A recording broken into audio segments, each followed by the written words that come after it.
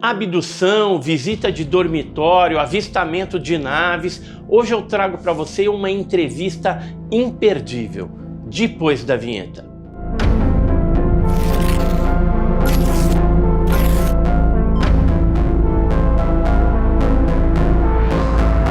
Olá pessoal, eu sou o Edson Boaventura, seja bem-vindo ao nosso canal. Se você não é inscrito, já se inscreva no nosso canal e depois, se gostar desse vídeo, clica no joinha, deixa os seus comentários, como sempre aí, né? Se você já é um visitante assíduo do nosso canal, sabe como é que é o esquema, porque você vai estar ajudando aí com like o nosso canal aqui crescer cada vez mais. Hoje eu trago para vocês aí uma entrevista que nós tivemos a oportunidade de fazer com uma testemunha impressionante, que teve vários contatos aí de terceiro grau, de primeiro grau, e inclusive os familiares dela também tiveram algumas experiências ufológicas interessantíssimas que ela contou nessa entrevista. Como é que foi o negócio? No dia 3 de março de 2025 agora, nós fomos convidados pelo Rodney e Dancas, do canal, do podcast Pensa Alto, que fica em Santana,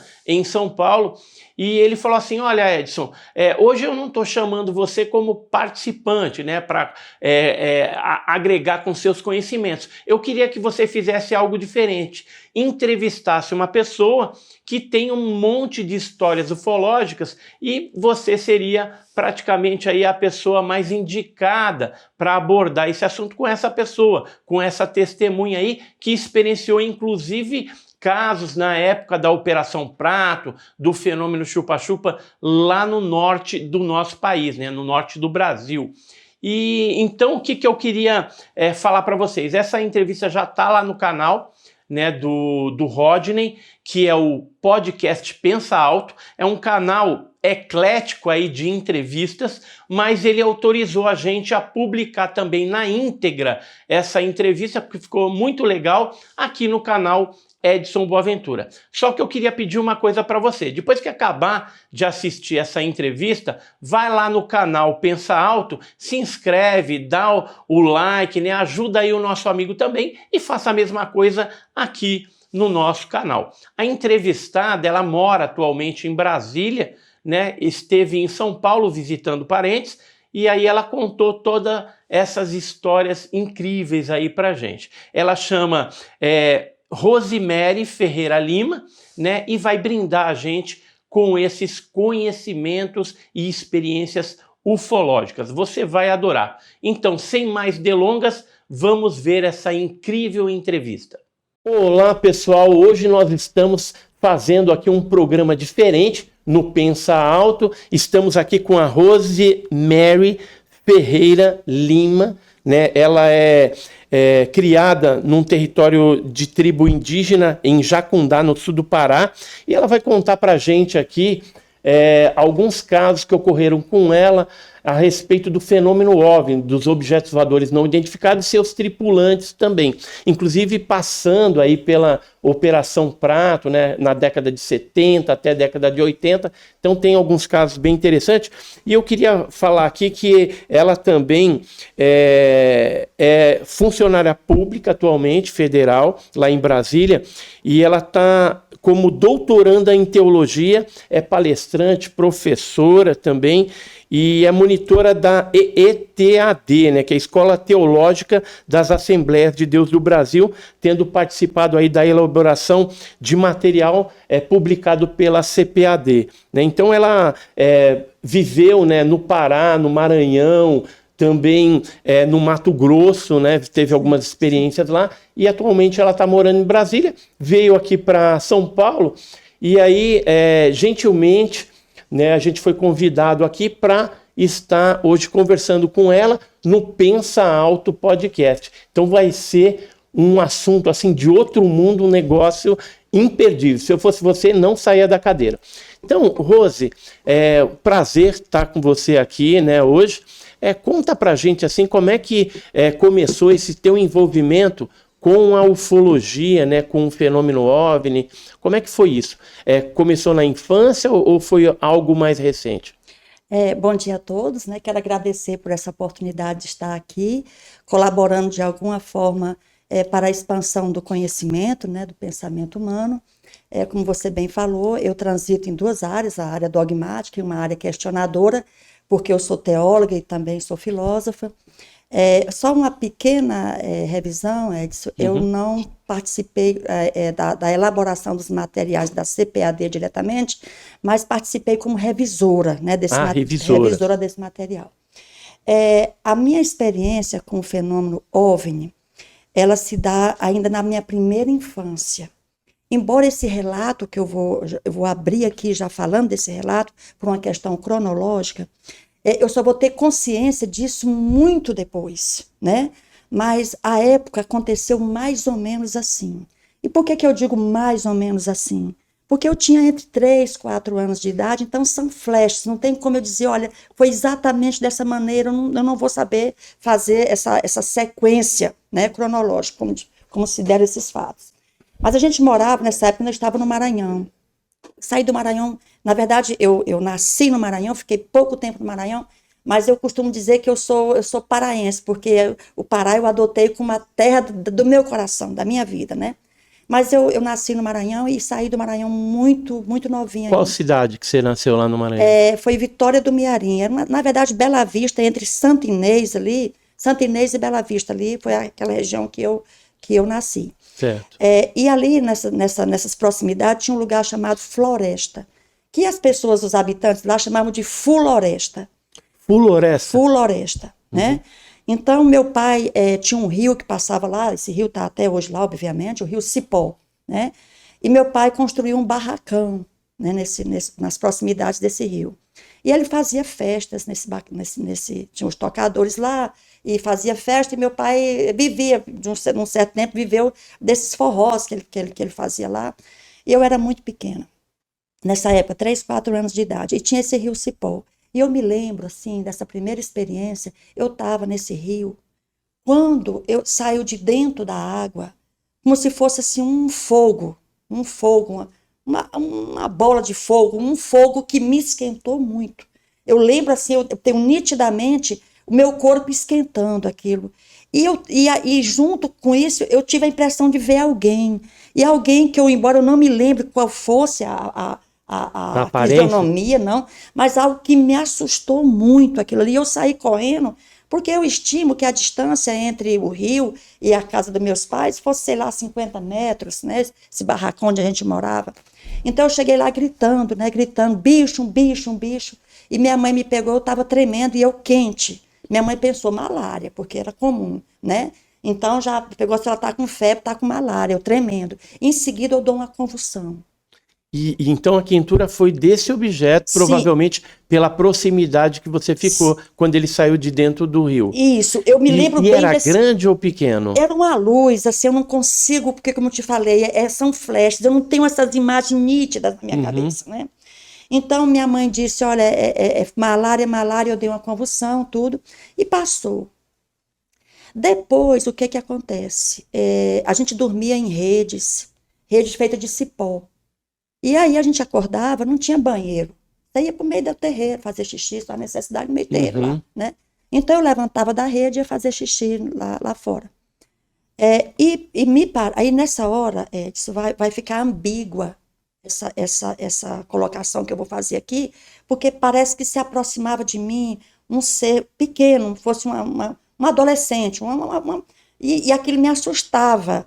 E por que eu digo ambígua? Porque quando eu conto essa história para minha mãe, e minha mãe está viva, minha mãe lembra, ela disse, minha filha, tinha também lá, junto com os trabalhadores do seu pai, um rapaz, um adolescente, que mais ou menos é com esse assim, escuro, mais ou menos com essas características que você dá. Então, nessa hora, Mário é meu genro aqui, está presente, Edson.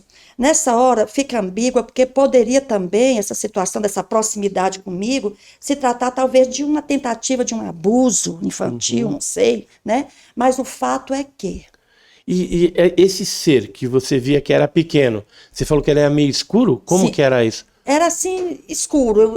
Eu não saberia te dar mais detalhes. Eu vou me ater ao que tem na minha cabeça aqui, o registro que eu consigo captar aqui no meu cérebro. Então, eu não vou te dar detalhes. O corpo dele era normal, cabeça proporcional ou não? Eu não sei te falar, mas me assustava.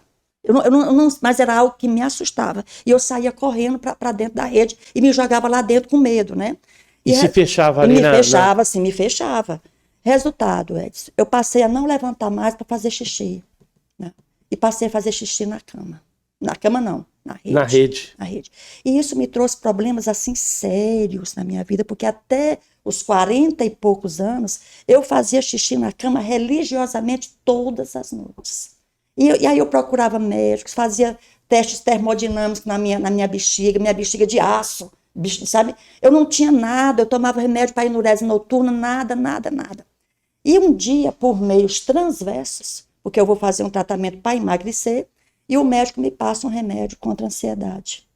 No primeiro dia que eu tomei esse remédio, sumiu por encanto. Algo que eu padeci por mais de 40 anos. Que eu remonto a esse trauma lá atrás, nesse lugar onde eu tive contato com essas luzes, né, com essa luz. Com essa luz.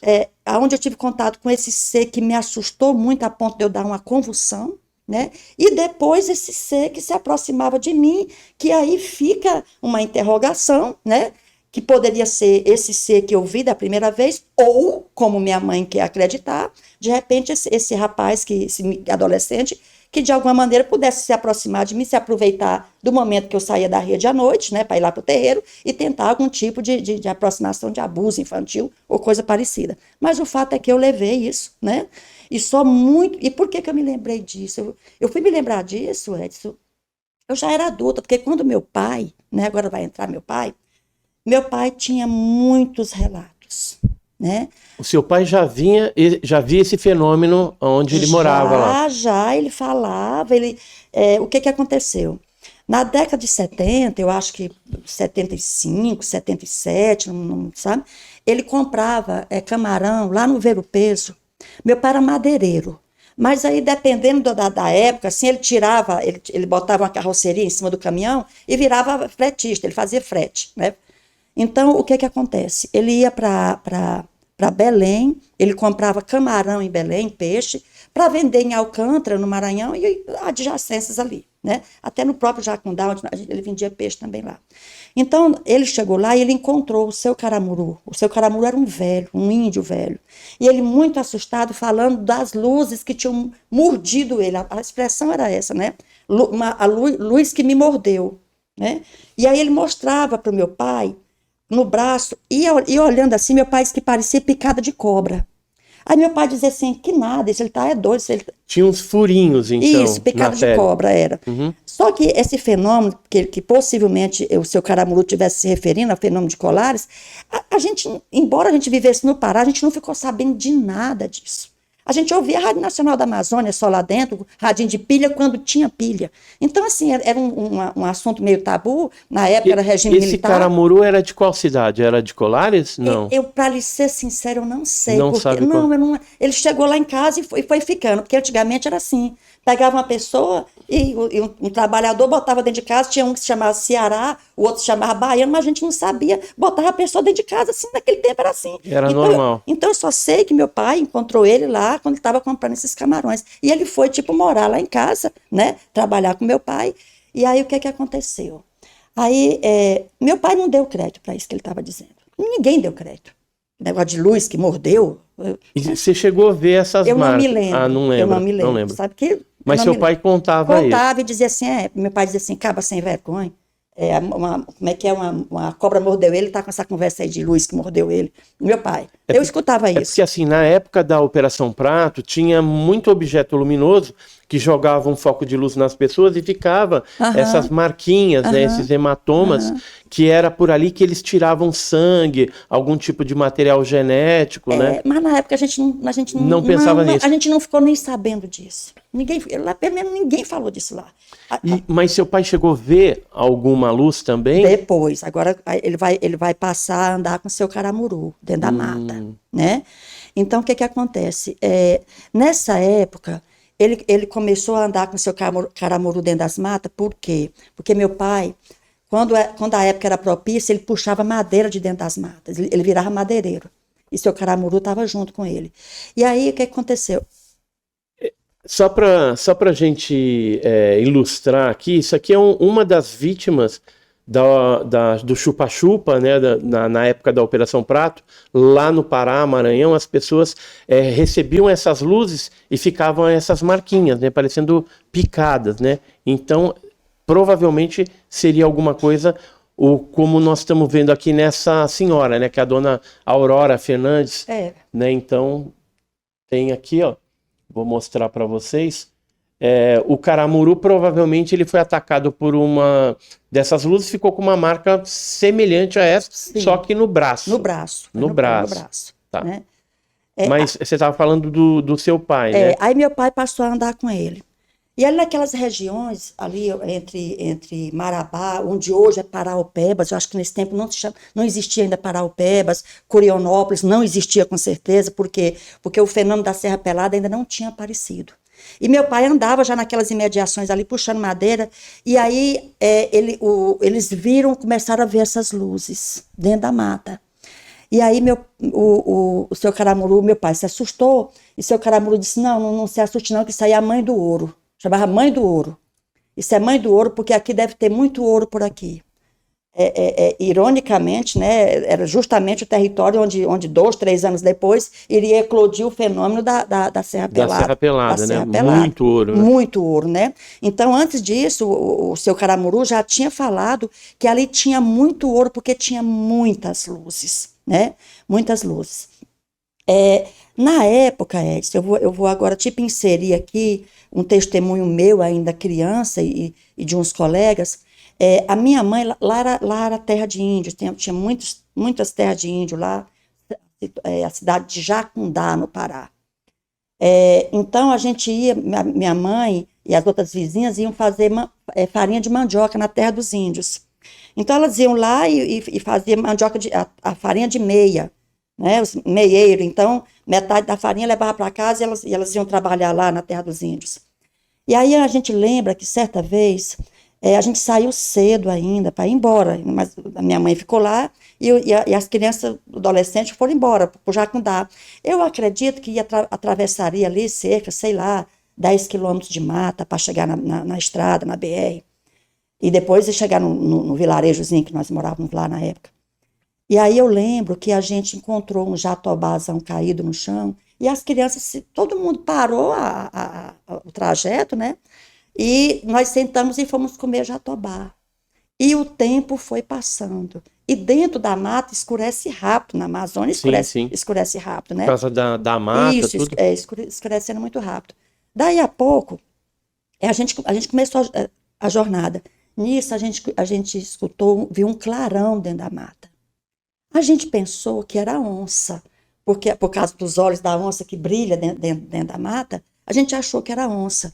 Mas daí a pouco, aquele clarão cobriu assim, como se fosse um sol. E ficou tudo claro, a mata clareou, né? E aí a gente se assustou com aquilo e a gente escutava um barulho. Parecia assim uma bicicleta velha que você vai assim, dirigindo e o raio tá tipo enferrujado, caindo na corrente. Isso, era. E aí nisso um colega que estava com a gente deu um grito. E o outro falou, você não grita, porque isso aí pode ser tipo assombração, né? Ele vai ver aqui o caipora, tinha também outro nome que chamava lá, lobisomem, não era nem lobisomem, era outro nome que agora eu esqueci, que dizia que era a lenda de um índio velho que comia criança, aquelas coisas lá. Aquelas coisas, né? Tem bastante folclore naquela região. Isso, exato, né? Então, aí isso sumiu. Do jeito que clareou tudo, sumiu, e aí a gente... E essa tonalidade dessa cor, né, dessa luz, que cor que era isso? Branca, porque clareou, Bem branco. Vinha de cima. E clareou tudo embaixo. Como se fosse um foco de luz de cima para baixo. A gente na época achou que era um sol. Que tinha um sol ali, e aquele sol iluminou que a gente viu tudo. Aliás, na verdade, parece que tipo era como se as árvores tivessem sumido. Assim, virou uma clareira. Embora tivesse assim de árvore, de mata, mas a impressão que dava que virou assim, tipo eu não me lembro da gente ter visto árvore ali na hora que que aquela luz... Que a luz, ela cobriu assim. Cobriu, a gente não lembra ter visto a árvore, mas tinha árvore, né? Uhum. Então a gente foi embora e aquilo ali foi um capelobo, pronto, lembrei. Capelobo. Era o capelobo. Então aquilo ali, ó, o capelobo, e aí os pais disseram, ó, vocês tomam cuidado, não sei o quê, alguém aqui já não foi batizado, precisa levar para o padre para batizar, aquela coisa. Isso aí, né? Acabou, né? Mas aí, meu pai, ele continuou tendo, por conta de que andava com esse índio, né? Se bem, Edson, que depois, quando meu pai vai contar esse relato, ele vai falar dessas luzes lá no Rio Cipó, que ele já via, que foi quando ele falou isso, me veio à tona, porque eu não lembrava disso. Ah, então seu pai já tinha visto no Rio Cipó. E não falou nada. E não falou nada. Não. Aí se lembrou daquela ocasião que você viu a luz saindo de dentro do rio. Quando ele fala isso, ele já para morrer, já nos anos 90, início dos anos 90 em Brasília, no hospital de base, foi que aquilo me veio. Eu não lembrava daquilo. Ele falou, opa, peraí, ele viu no mesmo lugar que eu vi. Aquilo tipo assim, me trouxe aquelas imagens assim, com uns flashes, né? E aí meu pai, o que aconteceu? Aí meu pai passou a ver essas luzes. E aí, Edson, vai acontecer o seguinte, meu pai, pelo jeito, né, essas luzes conversavam com meu pai e diziam alguma coisa para ele.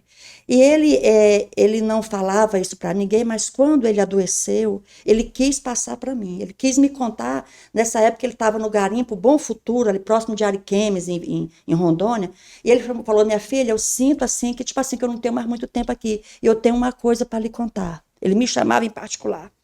E aí ele contava dessas luzes, começou a me falar dessas luzes, só que quando ele ia contar algo, ele começava a chorar. E aquilo me perturbava, porque meu pai, eu sempre vi ele assim como um gigante, um titã, um homem que não temia nada e nem a ninguém, sabe? Assim, ateu, sabe? Assim, bruto. Né? Meu pai era um homem da época dele, um garimpeiro, um madeireiro, um homem de luta. Né? Homem de luta. Então ele começava a chorar, aquilo me perturbava, porque eu nunca tinha visto meu pai chorar, né? Aí eu dizia, não, pai, tipo assim, não quero saber disso, não.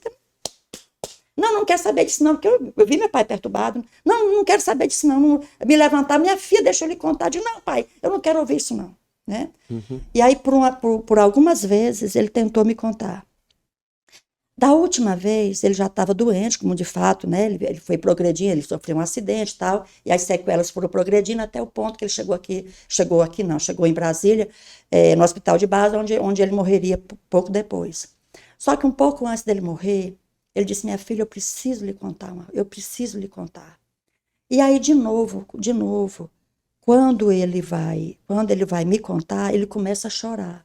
Eu falei, não. Aí foi que eu não quis ouvir mesmo, moribundo, sabe, chorando, tudo que eu não queria ver. Aí eu fiquei muito perturbada, né? Porque um moribundo, meu pai naquela situação chorando, era tudo que eu não queria ver, né? Então eu abortei ali a conversa dele, digo, não. Então não teve essa conversa? Ele não me disse o que essas luzes falavam para ele. Ah, ele queria contar o que eles falavam com ele. O que essas luzes, ou ele falava com as luzes, ou provavelmente o que as luzes falavam. Ou seres, né? Porque se tinha algum ser ali associado às luzes, né? Aí ele falou assim, minha filha, eu sei que você, tipo assim, você não se importa. Mais ou menos assim, mas o seu pai se importa com você. Aí ele tirou da carteira um endereço, um papelzinho. Eu tenho esse papel até hoje, esse guardado. Uhum. Algumas vezes a Cláudia via esse papel lá, minha filha que está aqui. E aí era um endereço. O endereço desse velho caramuru, que eu encontraria ele nesse lugar. Ele já tinha ido embora para o Maranhão. Eu tenho esse endereço lá. Você nunca foi atrás? Não, nunca fui atrás. Aí olha o que vai acontecer. É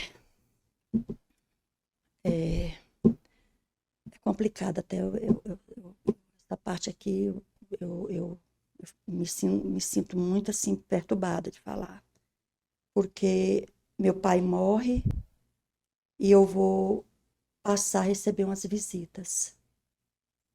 Desses seres? Sim, várias vezes.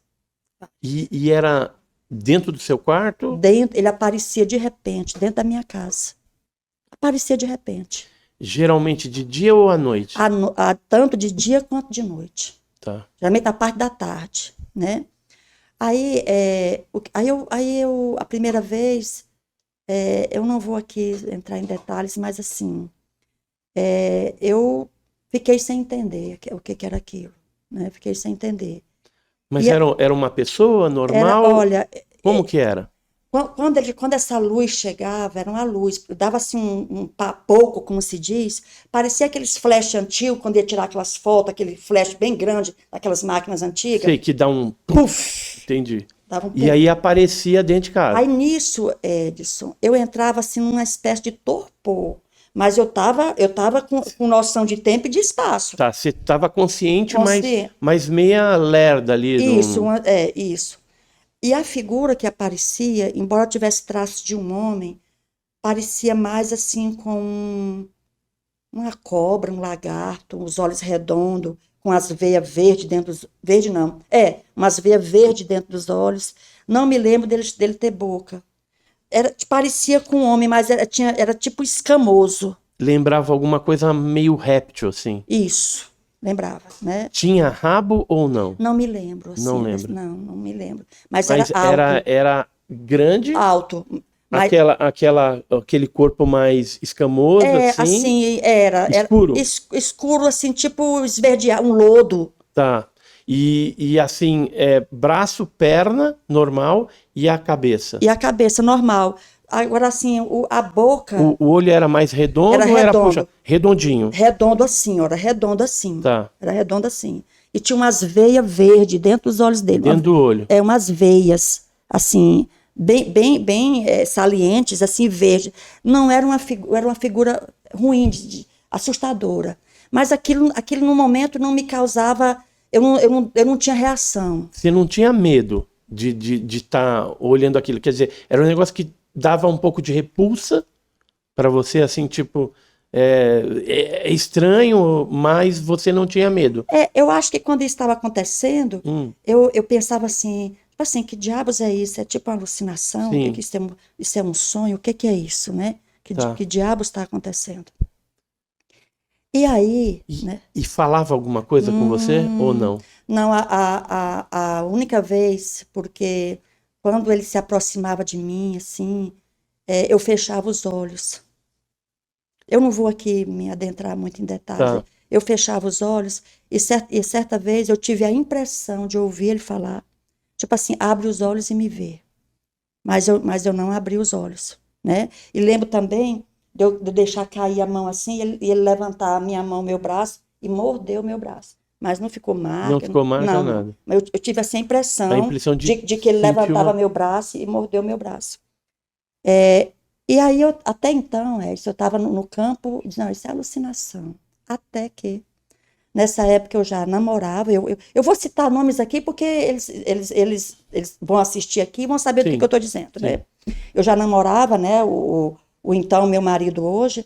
E aí eles estavam lá em casa, estava ele, né, estava a mãe, Dona Luzia, vou citar o nome aqui, Dona Luzia e seu Severino, que era meu futuro sogro. E aí a gente tomou café, tudo, eles foram embora. E aí, eu morava num barraco de fundo em Brasília. Lá tem muito disso. Aqui chama edícula, né? Lá chama barraco de fundo. Então, assim, tinha uma casa na frente, aqui nos fundos, encostado do muro, tinha 2 barracos de fundo. E eu morava em um deles. E tinha uma janelinha aqui do meu banheiro, que quem estava lá na frente, olhasse lá da rua, via o contorno lá, o vidro da minha janelazinha, assim, tinha um beco assim e via. Aí, na hora que eles saíram, o sujeito, de novo. Eu lembro que eu até falei, eu lembro ter dito assim, de novo. Eu lembro ter dito isso, de novo, sabe? Aí, nisso, eles estavam pegando o carro para ir embora, eles olharam e viram que tinha um homem lá dentro. Seu Severino, Dona Luzia e o Gilmar. E eu não tinha dito nada. Eles, pelo amor de Deus, né? E aí eles entraram, não, tem um homem aqui, Rose, tem um homem aqui. E aí botaram meu barraco abaixo. E não, procurando, vasculhando. Vasculharam tudo. Eu vi um homem aqui, eu olhei, tinha um homem aqui. Só que acharam alguma coisa? Nada. Mas viram aquele reflexo. O contorno de um homem lá, por essa janelinha que eu estou lhe dizendo. Sim. Que quem estava lá na rua olhasse assim por um beco que tinha e via, né? Aí eu comecei a pensar, então, será que, tipo assim, isso é verdadeiro? Tipo, então não é alucinação, não é uma visão, não é um sonho. Isso. Aí Realmente aconteceu, tinha alguma coisa ali. acontecia. Aí, Edson, aconteceu de eu ir em Rondônia buscar uma irmã minha para morar comigo, né, mais nova que eu. E ela nessa noite, ela só tinha 2 cômodos lá onde eu morava. Então, ela dormiu na sala e eu dormi na minha camazinha no outro cômodo. Quando foi no outro dia, a Rosinete, o nome da minha irmã era Rosinete, né, ela faleceu tem 2 anos, e aí ela disse, Rose, parece que entrou um homem aqui ontem, aí mexeu comigo aqui. Falei, não, porque eu fiquei com medo dela ficar assombrada, né? Falei, não, você sonhou, tudo. Mas eu sabia de que ela estava falando, né? Então, essa situação perdurou muito tempo, muito tempo. E aí eu de brincadeira, às vezes eu chegava para minhas colegas de trabalho, com brincadeira mesmo, com zoeira. Eu dizia, escuta, será que existe anticoncepcional para fantasma? Né? Porque de qualquer hora eu vou engravidar de um fantasma, né? Então, aí isso foi perdurando, até que isso vai acabar, isso tem mais ou menos uns 25 anos, né, que cessou, coincidiu a época que eu entrei para a igreja, né, essa manifestação cessou, né, em relação a essas experiências, né. Era alguma coisa assim? Sim, era parecido. Ó, vou mostrar aqui, tem uma imagem de um desses seres que lembram répteis, né? Isso. E era grande. Grande, era mais alto que eu. Tinha músculo, alguma coisa, dá a perceber? Dava, não era assim tão forte. Não era assim, não. Era mais magro. Era mais magro, mas assim, definido. Era um homem magro, definido, né? Entendi. Definido. Mas lembrava isso aqui? Lembrava, né? E eu lembro que a boca dele era assim, tipo, muito fininha. A boca dele era fininha e os olhos redondos. O nariz... Um rasguinho assim na boca. O nariz eu não me lembro. Se me perguntar do nariz, eu não sei ele falar do nariz. Tá. Então, isso vai acabar. Eu não fui procurar. Eu até associei que meu pai pudesse estar falando alguma coisa de quando isso acontecesse, eu procurasse. Ele me deu o endereço onde essa pessoa está, mas eu não fui, né? Eu não fui porque, como eu te falei, no fundo, eu dizia, sei lá se isso não é alucinação, né? Estou tendo alucinação, mas isso vai tipo assim, vai mudar na minha concepção quando houve esse testemunho dos meus sogros, né, do meu namorado e da minha irmã, né? Que viram lá o negócio. Eles viram e minha irmã sentiu, percebeu, né? Ele se chegando a ela, né? Aproximando a ela. E aí cessa, né? Cessa. E assim, então aí... Não cessou não, pera, ainda não cessou não. Então, mas aí, só para me entender aqui, você teve então essa interação com esse ser e a sua irmã também percebeu esse tipo de coisa. Sim, percebeu. E ela me falou, e aí eu falei, olha, você está sonhando, não tem ninguém aqui não. Teve alguma oportunidade no passado que estava você e essa sua irmã lá no Pará e vocês viram algum fenômeno? Da mata, ela estava junto. Ah, ela estava junto. Da mata, essa que eu falei da mata. Tinha vários crianças e adolescentes juntos. E ela estava junto naquela ocasião. Sim. Então, porque isso explicaria, talvez, né, essa interação dela também, porque isso ficou, vamos dizer assim, marcado para aquelas pessoas que estavam ali. Provavelmente até os outros coleguinhas, né, que estavam ali tenham algum tipo de interação com esse fenômeno, vai saber, né? E teria que conversar com cada um deles. Mas então, isso que eu queria entender, né? Para ver aonde que a sua irmã entraria nessa história, se ela já tinha tido algum tipo de interação, porque parece que é algo que meio que persegue a família de vocês, porque o seu pai já via. Aí eu quero fazer só uma perguntinha, para depois a gente retoma a conversa.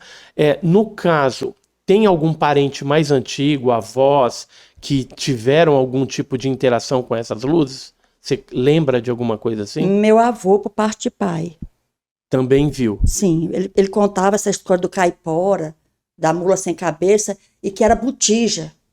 Ele ia para as festas e voltava de noite na mata e via essas luzes Mas ele dizia que era botija, que ela devia ter botija enterrada. Sabe o que é botija? Sei, é tipo um tesouro enterrado, Isso. então vê aquela luz, aquela Isso. assombração. Então ele dizia, ó, aquilo ali é botija. Quando alguém desenterrar, aquilo não vai aparecer mais. Meu Tá. avô... Tipo um tesouro enterrado, ouro, alguma coisa, Isso, moeda, tal. isso. Aí quando desenterrava a panela, né, aquela botija, Isso. né, que pode ser um vaso, alguma Era. coisa assim, aí a assombração ela cessa. Era. Mas eram luzes, né? Eram luzes. Luzes que ele via também. Luzes, Seu avô, via. por parte de pai, também via. Isso. Essas luzes que esse velho caramuru chamava de mãe do ouro. Mãe do ouro. E o meu avô e as pessoas de lá chamavam de botija, que era luzes que indicavam o local de botija. Certo. Essas botijas eram geralmente moedas enterradas que os fazendeiros, as pessoas que tinham algum dinheiro lá, enterravam com medo do bando de lampião, que os bandoleiros chegavam lá e levavam então eles enterravam, não tinham onde botar, eles enterravam. Não tinha banco, né? Não, Então enterrava. Era enterrado eu sei muito disso porque a gente escutou muitas histórias dessas no Nordeste, no Norte também, que o pessoal enterrava em pé de fruta, às vezes no assoalho da casa, às vezes na parede, né? Então usava esses lugares como esconderijo desses tesouros. Né? Geralmente debaixo de árvore. Mas assim, como o pessoal não entendia esse fenômeno das luzes, dos OVNIs, eles interpretavam folcloricamente ou como uma assombração, alguma coisa que era mais ligada a esse negócio de botija enterrada, né, de alguma coisa desse tipo. Mas era outro fenômeno que estava se processando ali. Isso. Então, aconteciam essas interações comigo. Aí depois elas foram se escasseando, porque num primeiro momento eram muito frequentes. E nessa época você tinha quantos anos de idade?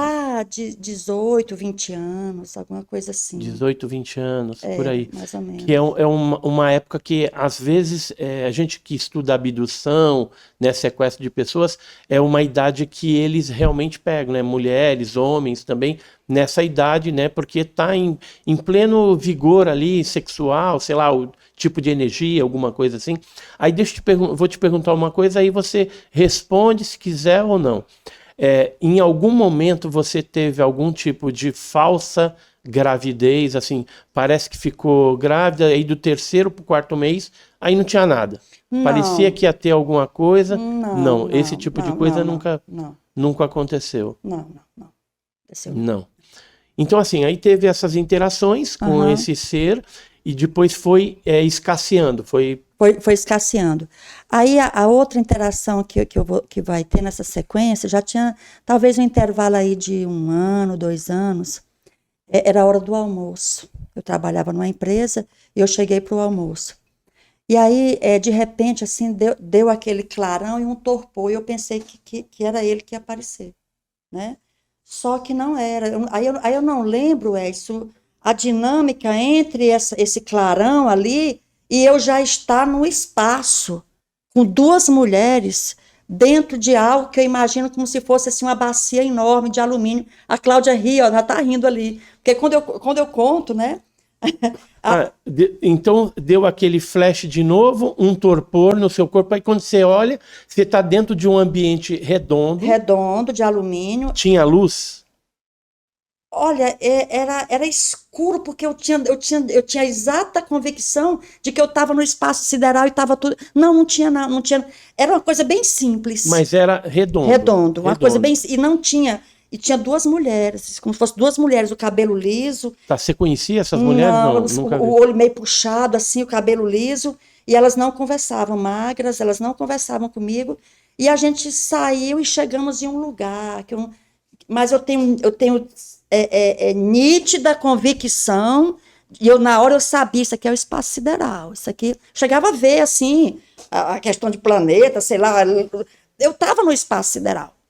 E aí eu cheguei no lugar, disse que eu não sei onde era aquilo, e chegamos num lugar onde tinha uma outra mulher parecida com essas 2 mulheres, deitada numa tábua, sei lá o que era aquilo, e eu não sei se ela estava dormindo ou se estava morta, e elas chegaram, ficaram olhando para aquela mulher com a expressão assim de pesar, e depois nós voltamos. Como se fosse uma espécie de maca, assim? Isso, exato. Uma maca. Isso. E elas olharam ali e depois simplesmente você já Eu voltei para o lugar que eu estava. Entendi. E em algum momento da sua vida você percebeu que houve algum lapso de tempo? Passou, tipo assim, isso aqui deveria ter passado meia hora. Só que quando você vai olhar, nossa, passou 3 horas. Era ainda que tem um relato de 2 meses, 2 anos, melhor dizendo, acontecido no Mato Grosso. Inclusive com 3 testemunhas, e aí sim vai ter esse lapso de tempo. Tem lapso de tempo? Sim. Tá, então me conta daqui a pouco esse caso aí. Perfeito. Mas vamos lá. E aí o que aconteceu? Aí você voltou? Eu voltei. Não sei. Assim, qual era o objetivo daquilo, aonde eu fui, por que eu fui ver aquelas mulheres, por que essas mulheres me levaram para ver essa mulher. Eu não sei quem são essas mulheres, eu não conhecia. Não conhecia? Não conhecia. E assim, em algum momento na sua vida, logo após esses contatos com esses seres, né, ou com essas luzes, você teve assim, alguma coisa física, tipo alguma queimadura apareceu, alguma marca, ou um sangramento no nariz, ou em alguma outra parte do corpo? Já teve alguma coisa assim? Isso, eu tenho, e até hoje, uma espécie de, como se fosse uma espinha aqui, bem aqui onde eu estou minha mão, que ela não sara nunca, mas também, tipo assim, ela não me incomoda, sabe assim, mas às vezes ela arde um pouquinho, e ela ficou muito tempo, e eu ainda sinto aqui ainda, aqui, bem aqui. Tá, nas costas. Aqui, isso, fosse uma espinha, assim, ó, sabe assim. Mas dá para sentir, você passa a mão, você sente uma agora, coisa dura. Nem tanto, mas na época eu sentia assim nitidamente. Como se fosse um carocinho, alguma coisa implantada entre a pele e o... Era como se fosse uma espinha, sabe? Assim, eu não chegava a ver nada assim, tipo que eu pudesse estar mexendo assim, né, solto, não. Era como se fosse uma espinha que ardia ali e tipo assim, sarava, voltava de novo e durou muito tempo. Sei lá, 2, 3 anos, durou isso aí. Hoje eu ainda tenho um resquício dela aqui, sabe? Tenho um resquício dela. Talvez até marca, não sei. Mas atrás. Não incomoda tanto como incomodava naquela época? Não, incomoda não. Incomoda não. E assim, então vamos indo agora pro outro. Teve um caso recente que aconteceu a questão de 2 anos atrás. 2 anos, isso. Então a gente está em 2025, 2023. 23. Né? O que aconteceu? Maio de 2023. Foi no Mato Grosso? Mato Grosso. Dia 18 de maio de 2023, a minha irmã, morre em Juína, no Mato Grosso. Uma morte... A que viu as coisas. Ela morreu repentinamente. Foi dormir e, como diz o outro, acordou morta. Morreu, né? Então, assim, a gente foi lá, ela tinha muito poucas condições econômicas, então nós saímos de Brasília para fazer o enterro em Juína. Então foi, né? A gente saiu no carro do meu filho, carro bom, carro novo, né? E aí a gente saiu nesse carro e foi eu, né? Que era a irmã mais velha dela, meu irmão Rogério, né? Meu irmão Reginaldo e o filho dela, chamado Adailton, né? O filho dela. Fomos para o Mato Grosso para enterrá-lo. Na ida, vai acontecer algo assim que simplesmente é difícil até de dizer o que aconteceu ali. A gente está na altura ali de Primavera do Leste, no Mato Grosso. No carro. Meu irmão, meu sobrinho dirigindo, Adailton, no passageiro, meu irmão Rogério dormindo, e atrás, eu e meu irmão Reginaldo, atrás, né? E era por volta de 00:00, 1h da manhã, alguma coisa assim. E ali nós estávamos numa área onde tinha muitas plantações de soja, no Mato Grosso, aquela região agrícola ali, né? E aí a gente passa, de repente a gente passa, e a gente, do meu lado, assim, havia tipo um clarão e uma mulher, como se essa mulher estivesse nua, assim, do lado direito, né? E a gente passou, eu falei, vocês viram isso aqui?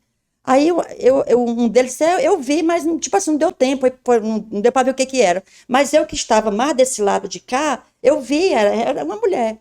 Mas aquilo a gente continuou. Daí a pouco vem um trecho de viagem de estrada muito ruim. Isso 1h da manhã, por aí assim. Aí a gente estava com os celulares funcionando, e olhamos onde é que estava Cuiabá. Aí a gente falou assim, olha, como a estrada está muito ruim, a gente vai amanhecer o dia. Quando amanhecer o dia, a gente chega em Cuiabá, a gente toma café em Cuiabá. Aí tá, aí a gente vai andando, quando de repente, lá longe, uma luz, bem longe. No primeiro momento, um caminhão, né? Passava caminhão pra gente, né? Só que a luz era só uma luz, mas a gente esperou que em determinado momento ela fosse se bifurcar, né? O farol de um caminhão.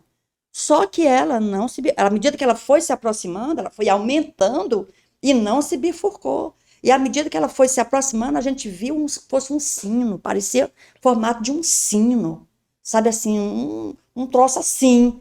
E aí, aí eu fiquei olhando aquilo, Edson, sabe? E meu irmão Reginaldo também olhando, e meu sobrinho que estava dirigindo falou assim, gente, vocês estão vendo o que eu estou vendo? O meu sobrinho. Aí eu falei, mas eu não estava querendo, assim, tipo, falar, né? Aí o meu irmão do lado, o Reginaldo, que diabo é isso? O meu irmão, que diabo é isso? Aí nisso, Edson, essa luz passa pela gente aqui, desse lado esquerdo. Passou muito rápido pela gente essa luz. A gente não andou nem 20 metros, sei lá, 50 metros, o carro parou. Parou o funcionamento do o celular carro. sumiu, acabou tudo. A gente ficou na escuridão lá, sem saber nem onde a gente estava. Assim, ficamos assim, meu Deus, sabe assim, a gente entrando em pânico. Tipo assim, o que é isso? Né? A gente sem nenhum tipo de localizador, nada. Vocês chegaram a sair do carro? Não, Ou não. ficaram só não, dentro a gente do carro? ficou dentro do carro. Aí, meu sobrinho tentando lá fazer o carro funcionar e nada, tentando ligar para alguém, pro meu filho, que era o dono do carro, para saber tipo assim, se tinha que fazer alguma coisa no carro, tudo. Só que não tinha sinal no celular, não tinha nada. Nada. E esse objeto, então, ele passou e foi para frente. Vocês perceberam se ele baixou em algum lugar? Não, ele passou direto numa velocidade grande pela gente, assim, era uma velocidade rápida. E sumiu para que lado? Para trás da gente. A gente estava indo. Para trás. Ele vinha no assim. sentido contrário. Tá.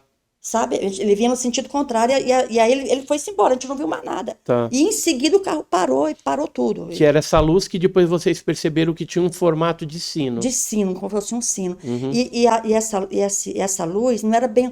Fosse um fogo fervendo. Sei lá, era assim um troço assim, avermelhado, amarelado. Fosse assim um fogo fervendo. Sabe assim? Tipo, cor de brasa, assim? Isso, brasa, fervendo. É que nem, por exemplo, no Pará, naquela época de 77 que a gente estava falando, teve muitos casos que ocorreram de luzes, assim, meio avermelhadas, né? É como se fosse esse aqui, em pé. Essa daqui, esse aqui em pé. Em pé. Só que vermelho, né? Vermelho. Avermelhado, assim, amarelado, laranja, pronto. Tá. E fervendo, assim, como se fosse um fogo. Né? Como se fosse um fogo. Esse aqui eram luzes que apareciam naquela década de 70 lá no Pará, no Maranhão, né? Depois migrou ali para o Amazonas, estado do Amazonas, e durou até 83, né? Começou em 76, 77 no Maranhão, e aí depois migrou passando, né, pelo Pará todinho.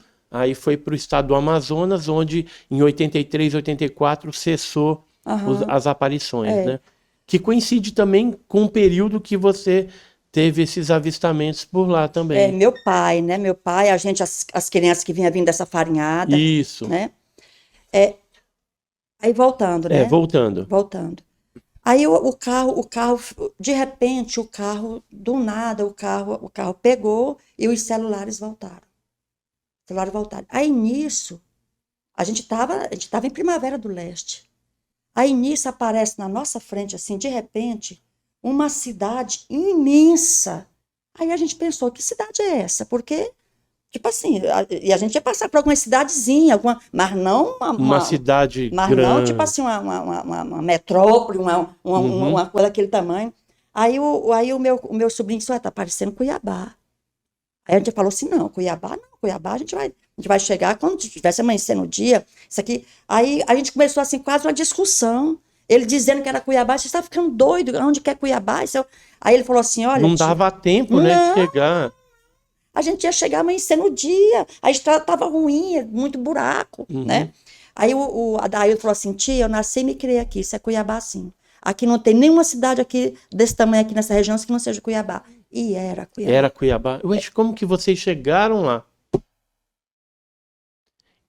Assim, porque vocês chegaram a olhar o horário? Teve alguma... Era mais ou menos uma e pouco. E quando o carro parou, era uma e pouco, uma coisa assim. E aí a gente deve ter ficado uns 20 minutos parados. 20 minutos. Nesse local perto de Primavera. Ali. Quando o carro pega, que anda um pouquinho, já aparece na nossa frente uma cidade imensa, que aí era Cuiabá. E não poderia, porque ainda demoraria horas para vocês chegarem, que seria de manhã cedinho. A estrada esburacada, umas 3, 4 horas. Só que vocês chegaram instantaneamente lá. Chegamos, de repente apareceu Cuiabá na nossa frente, né? E não para aí. E aí meu sobrinho tinha deixado com a esposa dele a localização em tempo real, né? O nome da menina é Sabrina. Tá. E quando nós chegamos lá em Brasília, que a gente foi contar, e a gente falou o horário, ela disse, não, nesse horário vocês estavam em Minas Gerais. Em Minas? Nada a ver, porque... Ou seja, no negócio aparecia vocês... Em Minas, no horário... Só se aquele negócio pegou vocês foram para Minas... Mas a gente não teve nem... A gente não percebeu nenhum não percebeu de isso. locomoção, de nada. A gente não viu mais essas luzes. Para vocês estavam no mesmo lugar parado ali. No mesmo lugar. Né? Em Mato Grosso ali. Próximo à Primavera do Leste. Tá. Né? Próximo à Primavera do Leste. Então, mas no equipamento mostra que vocês estavam em Minas. No Waze, né? No Waze da minha cunhada, né? Na verdade, casada com meu sobrinho, né? Tá.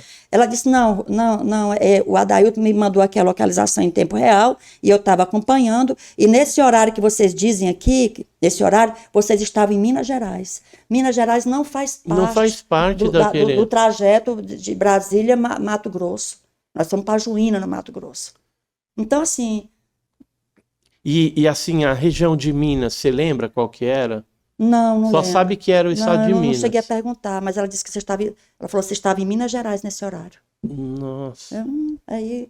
E ela guardou esse sistema? Será que existe? Olha, eu não sei, eu posso até ver com ela. Pergunta para ela depois, porque faz 2 anos, né? De repente fica arquivado. Isso é um negócio interessante, até para ver em que lugar de Minas vocês estavam, né? Porque pode ser, de repente, alguma área de bastante incidência desses fenômenos. E aí eu partiria para 2 possibilidades de hipótese. Ou vocês foram pegos por esse objeto, mas aí apagou tudo, e foram para Minas e depois deixaram vocês em Cuiabá. Ou o equipamento, né, na hora que passou o objeto, os equipamentos que estavam ali, celular, Waze e tudo, avariou tudo. Entendeu? Pode ser também. Agora, isso não explica como que vocês chegaram tão rapidamente a Cuiabá, sendo que ainda faltavam umas 3 horas para chegar, que ele chegou muito rápido. Talvez até mais, dado o estado de precário, de buracos na estrada, e o carro do meu filho é um carro baixo, então não dava para andar, sabe assim, não tinha como andar. E um carro novo. Então, do nada, Edson, esse carro parou total, apagou o painel, apagou tudo, acabou tudo. E os celulares também não funcionaram.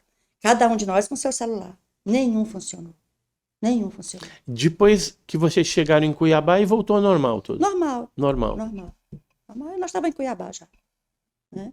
Chegamos mais rápido do que um avião, né? Foi bem rápido. Por fim, eu até me arrependi de ter mandado embalsamar minha irmã, porque a gente chegou bem mais cedo lá. Chegamos bem mais cedo. Não haveria necessidade. E interessante que foi essa questão da sua irmã que viu aquele fenômeno junto contigo. Isso. E tem outro, né? Que essa menina que está aqui, embora ela fosse muito pequena na época, né? Estava junto. Ela vai lembrar, talvez não com muitos detalhes, era menina. A gente estava a caminho numa estrada de chão, ali nas proximidades de Brasília, ali já na divisa com Goiás. Tem lá uma cidade chamada Cidade Eclética. Tá. É uma cidade eclética. É uma cidade tipo espiritualizada, sabe assim? Cidade eclética. E aí a gente tava numa estrada de chão que dava acesso para essa cidade eclética. De repente, a gente ouviu como se fosse de cima um som muito estranho em cima da gente, né? Saímos, paramos o carro e ficamos procurando onde é que estava aquele som. Era assim, era algo belo, mas ao mesmo tempo assustador. Era algo que perturbava, embora fosse lindo aquele som, mas perturbava, Mas né? era som que Fosse música? música, fosse tipo uma orquestra, Como uma música? é uma orquestra, Hum, no céu, sei lá o que que era aquilo, né? uhum. E minha irmã saiu para olhar, eu também. Cláudia, você lembra, você estava no carro? Eu não tenho certeza, eu falei que você estava no carro. Você lembra desse episódio, você está dentro do carro e a gente saiu para procurar esse som em cima? E a Raíssa, né? Então, o que que acontece, Edson? Tem essas situações, e aí termina que a gente, enquanto teóloga, enquanto filósofa, né, a gente, assim, transitando, né, entre o dogma e o questionamento, eu mesma, né, com essa bagagem que eu tenho muita dificuldade para a gente falar. Primeiro, para a gente entender do que a gente está falando, e também por a questão das consequências de quem, por exemplo, tá aqui. Eu sou mãe, né, eu sou avó, né, eu tenho uma carreira pública, né, eu tenho uma carreira pública, eu sou uma acadêmica, tudo. Então, a gente sabe, por exemplo, o que é as consequências, né, de se expor, né? E Porque, contar essas e histórias. contar, porque certamente a gente passa a ser objeto de deboche, de piadinha, né? Então, assim, quando a gente se propõe na minha idade que eu estou, nas alturas da minha vida que eu já estou, me propor vir aqui te contar, é pelo mero compromisso de professora com a transmissão de conhecimento, porque essa participação aqui não me trará nenhum tipo, né, vamos dizer assim, de vantagem, muito Uhum. pelo contrário, né?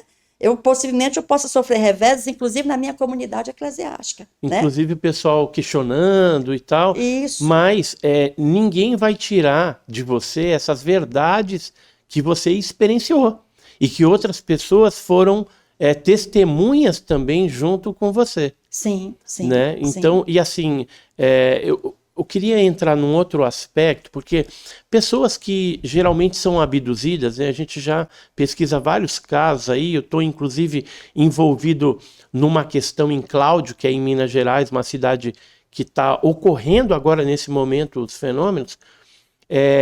Algumas pessoas, a gente tem notado, quando elas têm uma interação forte com esse fenômeno, ocorre algumas coisas fisiológicas. Então, eu queria te perguntar assim, como que é a sua saúde? Você tem algum problema? Como é que você percebe que depois desses contatos alguma coisa melhorou ou piorou? A minha saúde, né, fisiológica, eu diria que eu tenho uma saúde de ferro, Uhum. né? Talvez, né, talvez eu possa ter desenvolvido algum quadro de ansiedade, né, que talvez, assim, eu não tivesse consciência, ou não se expressasse da maneira como se expressou, talvez algum quadro de ansiedade.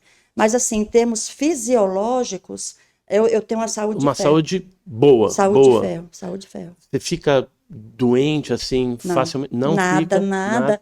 Olha, eu fiz uma cirurgia, e aí eu estava com previsão de ficar 3 dias internada.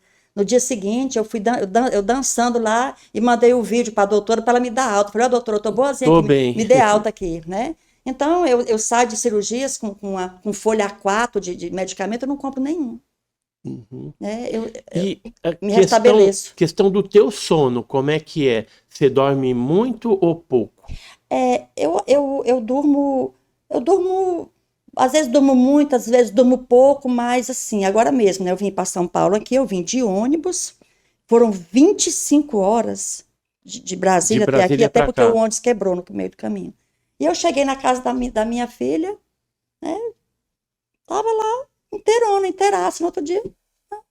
Assim, o sono, então, você consegue se reparar assim Sim, sim, sim, sim. com Aí, não, poucas horas de sono ou não? 2 horas de sono para mim, eu acordo Já é o inteiraça, suficiente. inteiraça. E assim, você é professora, Sim. né, nessa questão, na questão cognitiva, assim, você percebe alguma coisa diferenciada em você ou não? Ou é normal como qualquer outra pessoa? Ah, Edson, deixa eu voltar um pouco para trás. Uhum. Voltar para trás é um pleonasmo, mas É. na época, criança, que eu tive essa experiência lá no Rio Cipó, né? Que eu tive essas convulsões, né? Tive essa convulsão. E depois eu tive meningite. Numa época que se curava meningite com curandeirismo. Você não via. E meningite, se hoje é uma doença grave, imagine há quase 60 anos Não tinha atrás. tanto recurso lá, né? Nada, nada. E você teve meningite, então? Meningite, né? Tá. Depois eu fui diagnosticada, depois eu fui levada já, morre, não morre, para Santa Inês, no Maranhão, que já era uma cidadezinha, e foi diagnosticada, é meningite mesmo. E aí meu pai saiu com a recomendação, né, de que olha, meningite, quando não mata, ela deixa sequelas, né? Essa criança, se ela não ficar aleijada, ela vai ter problema, né, do cérebro, né? Vai ter retardo mental. Então, assim, e meu pai já teve. Não consegue nem se desenvolver, Não, né? não. Pequenas coisas, às vezes o próprio alfabeto ali, Não, decorar não, não, alguma coisa, não. é bem difícil. Aí o que aconteceu? Aí meu pai, aí quando eu estava assim numa idade, sei lá, de 5, 6 anos, eu comecei a endoidar para querer aprender a ler. Eu queria aprender a ler. Sabe, eu vi os meninos indo para a escola, eu ficava doida para ir também, pedindo para comprar um ABC para mim, um ABC, antigamente chamava ABC. Uhum, Aí meu pai disse, não vamos, tipo assim, meu pai, eu não vou fazer, eu mesmo faço aqui, uhum. tipo, brincadeira para ela, aí me deu. Aí, meu pai, aí eu doida, aí mamãe, minha filha tá aqui, uma bonequinha. Não, não quero bonequinha, não, eu quero um ABC. Aí o meu pai disse, o jeito que tem é levar essa menina para a escola. Aí chegou para a dona Dalva, que era a professora, falou assim, olha, eu vou deixar a minha filha aqui, tipo assim, mas você vai, tipo assim, ó, só para ficar aí mesmo aí, para ela pensar que ela tá na escola, porque se ela tá para me deixar doida. Então eu vi a professora tirando a lição dos meninos na palmatória, Uhum. né? E eu doida que tirasse também a minha lição, nem que fosse para me levar para a palmatória também, mas eu queria pertencer, sabe? Eu queria estar ali como aluna. E eu comecei a perceber que eu estava assim, tipo, figurando. Tipo, deixada de lado. Deixa. Aí o que aconteceu, Edson? Foi ter um show do Luiz Gonzaga. E aí um helicóptero jogando aqueles panfletozinhos naquelas fazendas, naquelas imediações lá, e Uhum. caiu lá perto da minha casa, dentro até de um curral. E eu lembro que eu corri atrás. Porque naquele tempo livro, você não tinha livro, revista, meu Deus do céu. Então, um panfleto daquele era quase a enciclopédia britânica, né? Uhum. Então, eu peguei esse panfleto e levei para casa. E fui passando, e fui copiando o panfleto, copiando. Aí cheguei na escola, a professora que eu fiz aqui, ela disse, não foi você que fez isso aqui não. Eu falei, foi. Eu só acredito se você fizer aqui para mim na minha frente. E eu fiz. Aí ela chamou meu pai, seu Mundiquim, a sua filha pode aprender sim, sua filha não tem problema não. E aí, é isso que aconteceu desde então. Eu sempre fui a primeira da sala. Por fim, houve uma gincana em Jacundá, no Pará. E eu estudava no Colégio Pio X nessa época. E eu fui eleita a melhor aluna da cidade, do povoado. Eu fui a melhor aluna. Eu cheguei em Brasília, eu fiz vestibular para engenharia na UNB e passei. Fiz para matemática, passei. Então você sempre se destacou na questão de estudo, de Estudo. ter esse poder cognitivo um pouquinho mais Isso. apurado. Olha, para você ter uma ideia, até os 30 anos de idade eu era ateia. E aí eu vou para a igreja. Né? Eu vou para a igreja. Está lembrado que quando cessou, depois passou um tempo, aí cessou aquelas interações, Aquelas porque eu entrei para a interações. igreja. Isso. Então, pouco tempo que eu estava na igreja, 6 meses, eu saio do ateísmo para professora de teologia, com 6 meses. E até hoje eu sou professora de teologia. Né? Então, assim, eu sempre tive, sim, facilidade, assim, de Aprendizado, outras aprendizagem, coisas. aprendizagem. Você pega ali, lê e já saca a essência do negócio rapidinho. Isso.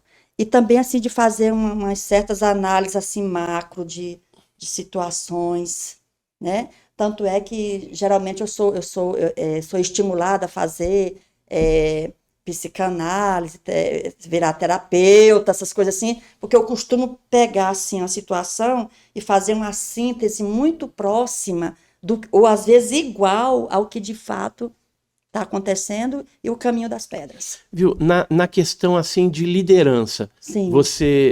porque assim, tem pessoas que são líderes natos, né? Aham. Parece que já nasce com aquele dom, com aquele tipo de coisa. Na sua vida, assim, o que você percebe a respeito disso? Você é mais comandada ou você geralmente está à frente de alguma coisa? Sempre à frente. Sempre à frente. Sempre, sempre, sempre. Né? Que, Às vezes eu tento até me esconder, mas aí eu sou tipo puxada para ficar na frente de um trabalho. Para desenvolver aquele negócio. Na frente de um E trabalho. assim, agora voltando um pouquinho, né? Depois de tudo isso, e depois passou pela escola, aquela coisa toda, vocês têm assim uma vontade de aprender várias coisas. Sim. Aí você acabou fazendo teologia. Sim. Teologia. A teologia, o que ela te ajudou? Porque assim, no meio cristão, né, ou católico, ou cristão, evangélico, né, a gente sempre percebe que quando se fala a respeito da temática OVNI, há uma certa, assim, um rechaço das pessoas, as pessoas ficam meio não entendendo, não, isso aí é coisa demoníaca, isso aí é não sei o quê. Na tua visão, Rose, que já fez teologia e tudo mais, e você teve essas experiências com esse fenômeno que a gente não sabe explicar. Sim. Como que fica Deus nesse negócio, né? Porque Deus teria então criado outros seres, né? Qual que é a tua percepção disso? E lendo a Bíblia, você percebeu alguma coisa diferente ali, ou que pudesse dar alguma margem de que vida como inexplicável assim poderia existir? Deus poderia criar alguma coisa diferente daquilo que tem aqui só no planeta Terra? Edson, eu tenho uma visão holística do conhecimento da história. Eu tenho a firme convicção de que a história é uma só. E elas se conversam. E talvez elas não se interagem mais por conta da vaidade dos segmentos. Né? Então, assim, cada um tem o seu pedaço e diz que está com a verdade. Né? Então, o que é que eu observo? Eu como pesquisadora, eu observo que, às vezes, aquilo que a Bíblia possa chamar de carro de fogo, né? A ufologia chame, sei lá, de disco voador, né? A cultura hindu chame de Vimana, alguma coisa assim. Sim. Possamos estar falando da mesmíssima coisa. Só que com nomes diferenciados, em épocas em que o entendimento era diferente para aqueles povos, né? Me permita agora citar Shakespeare. Uhum. Teria a rosa outro perfume, se por acaso não se chamasse rosa? O perfume não vai mudar. Estava preservado o perfume. Sim, mas ela poderia chamar qualquer outra coisa. Qualquer outra coisa, mas a essência dela, o ser dela, estava preservado, né?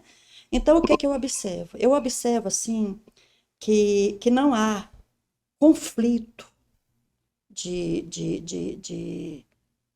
verdades, vamos dizer assim, conflitos em relação à teologia, em relação à ufologia, em relação à matemática, em relação à gramática, nada. Estamos falando da mesmíssima coisa, né? A história é uma só. Então, dependendo de onde aconteceu, a época que aconteceu, teve uma interpretação adequada para o momento e para aquele lugar, né?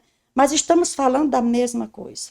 Eu, como teóloga, aonde eu encaixo? Aí, mas a vida extraterrestre, lógico que existe. Lógico que existe. Há outro mundo, talvez mundos, né? E isso não contradiz a Bíblia, né? Não contradiz a Bíblia. Então, o que eu entendo que seja essas manifestações chamadas de OVNIs? Efésios, a carta que o apóstolo Paulo escreveu aos Efésios, capítulo 6, versículo 12, onde ele fala das potestades do ar, as forças do ar. Né? Então, assim, você vê, por exemplo, ali no Ezequiel, capítulo 1º, há uma roda dentro da outra e há sapatas nessas rodas. Ezequiel está descrevendo aquela visão, né? Parece tipo um trem de aterrissagem, Sim, né? sim, sim, né? Então, lá em Gênesis fala de seres vindos do céu, interações com mulheres, né? Embora meu segmento doutrinário tenha uma outra explicação, mas eu particularmente fico com aquela visão que durante, sei lá, de 300 anos, 200 anos para cá foi que mudou, mas até então a interpretação era essa, aqueles, né, de Gênesis capítulo 6, daqueles seres que interagiram com mulheres aqui, vindos do céu, né? Então, assim, eu creio, Edson, que nenhum conhecimento conflita com o outro. Eles se falam e se complementam, né? Então, assim, às vezes eu estou conversando com uma pessoa, eu digo, olha, aquilo que você chama de eletromagnetismo, né? Eu chamo de unção divina, a força, né? O Espírito Santo. Uma energia, sei Isso, lá, alguma coisa assim. alguma coisa assim. Então, eu como professora, eu preciso ter essa visão holística, porque às vezes eu estou dando aula para uma plateia totalmente heterogênea, né? Sim. Então, eu sou uma pesquisadora, e aí a filosofia me abre esse campo também, né? De eu questionar, de dizer, ué, será que? Né? E se? Né? Então, assim, eu tenho... Conjecturar é Isso, salutar e vai trazer isso. respostas em algum momento. Eu tenho meus dogmas próprios, que eu creio, né? E esses dogmas próprios, em momento algum, conflitam com nenhuma outra área de conhecimento que eu tenha acesso. Eu não tenho conflitos. Não tenho. E também não vai conflitar com as experiências que você teve verdadeiras, isso ninguém vai tirar de você. Ninguém. Né? E assim, a gente tem milhares de pessoas no mundo todo que tiveram experiências similares, né, iguais à sua, e que comprovam que um fenômeno muito diferenciado está acontecendo. A gente tem a nossa vidinha ali, né, normal, todo mundo, mas algo está acontecendo no mundo. E nessas regiões mais isoladas, né, a gente percebe lá no Pará, no Maranhão, no Mato Grosso, né, foi uma estrada ali meio erma, né, então isso propicia esses contatos, né, esses encontros com o insólito. Isso. Eu fui parar na igreja, porque eu saio de um ateísmo, e fui parar na igreja por uma situação também que eu não citaria aqui, porque, ao meu ver, foge do escopo aqui, né? Mas também alguma coisa nesse sentido, né? De algo assim, que por A mais B não teve mais como eu ficar à parte. Eu digo, olha, algo há e eu preciso me inserir nisso aí. Assim, o fato de você frequentar a igreja e tal, lá na Assembleia de Deus, né? Você já se deparou com alguma pessoa que teve algum tipo de experiência similar à sua e pôde conversar? Igual até. É? É, igual. E assim, essas experiências, elas são guardadas às 7 chaves. Por quê? Por motivos óbvios. Né? A questão a comunidade eclesiástica vem em cima com tudo. É porque eles não compreendem esse fato e aí é mais fácil para os líderes religiosos colocar a pessoa no banco, né? Isso. Né? Falar, não, fica sentadinho aí, você tá meia avariada, né? Então, e por quê? Porque eles não foram doutrinados ou não adquiriram conhecimentos dentro dessa área para poderem discernir essas coisas. Coisa que uma pessoa que vivencia, como o seu caso, e outros cristãos aí, outras pessoas da igreja que já tiveram experiência também, sabem que aquilo foi real, que aconteceu algo inexplicável. Então algo tá acontecendo. Agora é muita petulância, vamos dizer assim, desses líderes religiosos, achar que eles estão com a verdade absoluta, sendo que a gente não conhece tanta coisa e a própria Bíblia diz, né, que existem outros mistérios que a gente não conhece, que é só Deus, né? Só o Criador que conhece. Sim. Eu penso assim que o fato de existirem seres diferenciados também evidencia que o poder criativo de Deus é um negócio magnânimo, um negócio maravilhoso, né? Muito grande, né? E o fato de existirem outros seres, outras criações, isso só vai comprovar a magnificência do poder criativo de Deus. Sim, até porque a própria palavra demônio, ela significa conhecimento, né? É uma sabedoria. A palavra demônio é palavra, se você for na etimologia, né? É um conhecimento, uma inteligência, pronto, inteligência. Então, eu consigo fazer essa ponte, eu não tenho problema. Agora, eu até entendo, agora eu tenho que, de uma certa forma, defender aqui minha categoria, né? Que os líderes, que as comunidades eclesiásticas não fiquem se espraiando muito, porque eles têm um escopo central, Sim. que é levar a redenção ao homem, né? A salvação ao homem. Então, eles ficam nessa linha, nessa coisa linear, e deve ser assim mesmo, né? Do pecado original à redenção em Jesus Cristo. Uhum. Então, eu até entendo que eles não vão se espraiar muito, porque já é por demais complicado você explicar que alguém nasceu de uma virgem, que alguém ressuscitou ao terceiro dia, explicar a Trindade. Então, já tem muita coisa para um teólogo. Já tem muita coisa para se preocupar. Não, pode parar, né? Eu lembro certa vez que eu estava dando aula e uma aluna perguntou: Irmã Rose, e os dinossauros existiram? Eu falei, existiram. E aí eu expliquei, né, à luz lá do livro de Ezequiel também, Ezequiel 28. E aí, quando terminou a aula, o meu líder me chamou em particular e disse: Irmã Rose, na próxima oportunidade você vai se retratar do que você disse aí, porque a irmã induziu, ensinou erro para a comunidade. Não há dinossauro, não existiram dinossauros. E aí na hora, eu não disse nem que sim, nem que não, que eu iria me retratar. Fiquei quieta. E fiz bem.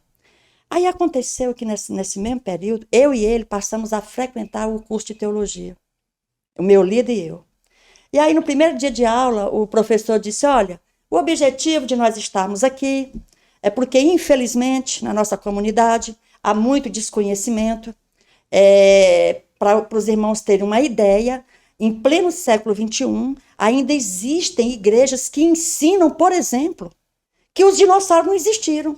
Aí eu digo: caiu uma caneta aqui, fiquei até sabe assim, porque eu quis olhar a cara do meu líder aqui do lado, né?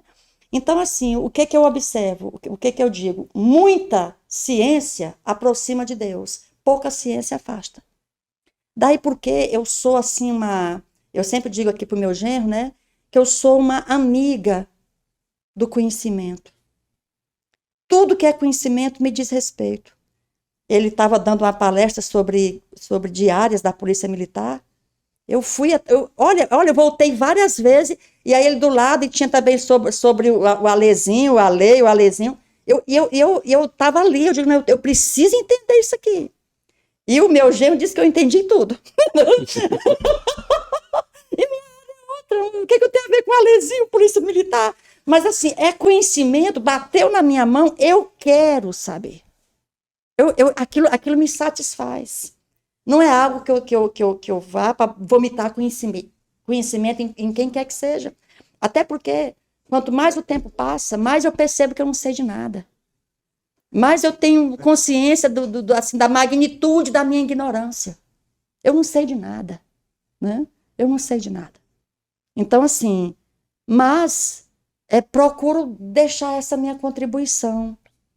Esse trabalho de formiguinha, né? E aí eu tento esclarecer, assim, levar aqui o pouco que eu sei para meus filhos, ali, para meus colegas, né? Assim, onde eu tenho uma oportunidade, eu estou ali contando histórias. Talvez esse contar histórias seja uma maneira de eu transmitir o conhecimento. Eu ia contar a história para meus filhos pequenos, e aí eu contava a história, e eles não percebiam que era Shakespeare. E aí ele dizia: mãe, eu não gosto dessas histórias que só terminam em tragédia, morre todo mundo no final, né? Mas era Shakespeare. Uhum. Né? Era Shakespeare. Então, assim, eu tenho, Edson, esse amor ao conhecimento. Sempre tive amor ao conhecimento. Né? Então, a gente queria agradecer, né, esse bate-papo, e eu queria, já indo aqui para o final, né, deixar assim, as últimas palavras, né, para que a Rose fale para a gente, e acrescentasse assim, nessa questão dos OVNIs, desses tripulantes dos OVNIs que você teve interação, o que são eles para você? São essas potestades do ar, de Efésios capítulo 6, versículo 12. Então, assim, entre a explicação, né, teológica e a que está mais voltada, vamos dizer assim, para a ufologia, de repente, moradores, civilizações extraterrestres, talvez eu tenha um pendor para ficar mais do lado de cá e chamar de forças do ar. Forças do ar. Inteligências do ar. Aí se você me pergunta, mas o que é especificamente que você está querendo dizer? Eu não saberia te definir. Mas são forças. Quem sabe um dia eu saiba, eu consiga ver as coisas como elas são. No momento, eu vejo ainda como sombras. Aliás, a humanidade vê as coisas como sombras. Né? Estamos numa espécie ainda de caverna, porque é pouco tempo, a gente fica pouco tempo aqui para tirar alguma conclusão. Mas uma coisa eu sei, o conhecimento é uno. É uno. E todos vêm de um mesmo tronco e vai se espraiando. Mas ao final, né, todos nós estaremos num mesmo lugar, indo para uma mesma direção e tendo as respostas dessas perguntas que hoje às vezes nos inquietam tanto. Né? Então eu acho que enquanto nós estamos aqui, façamos a nossa parte de levar o conhecimento, testemunhar o conhecimento, né? E não nos apegarmos a determinadas estradas e dizer, olha, isso aqui foi eu que abri, porque ninguém abriu estrada nenhuma, elas já estavam aí, né? A gente descobriu e andou por elas, né? Mas ninguém criou nada, né? A gente, de uma certa forma, meio paraquedas aqui, e quando chegou já estava aí, né? O Dasein, né? Estar aí, né? Então, estou aqui, e enquanto eu estiver aqui, eu vou sim, né, levar essa como uma missão mesmo, uma missionária, de levar conhecimento e nesse trabalho de formiguinha, quem sabe esclarecer um aqui ou outro acolá. Esse é o meu objetivo. Então, mais uma vez, a gente agradece, a gente queria presentear aqui do Pensa Alto um brinde, né, uma lembrança para você, né? E você que me acompanhou até esse momento aqui, eu queria pedir também para se inscrever no podcast, no Pensa Alto, e também no meu canal, né, que é o canal Edson Boaventura. Lá você tem bastante conteúdo a respeito desse assunto, de ufologia, tem mais de 1000 vídeos lá. Então, se você quer aprender um pouquinho mais, é só entrar lá e consumir esse conteúdo. Então, Rose, muito obrigado mais uma vez aí pelos seus conhecimentos, compartilhar toda essa sua vivência, para nós aí tá aprimorando, agregando mais valor à ufologia, né, ao estudo do fenômeno OVNI. Tá Muito bom? obrigada, eu que agradeço, realmente foi uma alegria estar aqui, né? E certamente conversar com você aqui nessa oportunidade me agregou muito e eu sou muito grata por isso. Muito obrigada.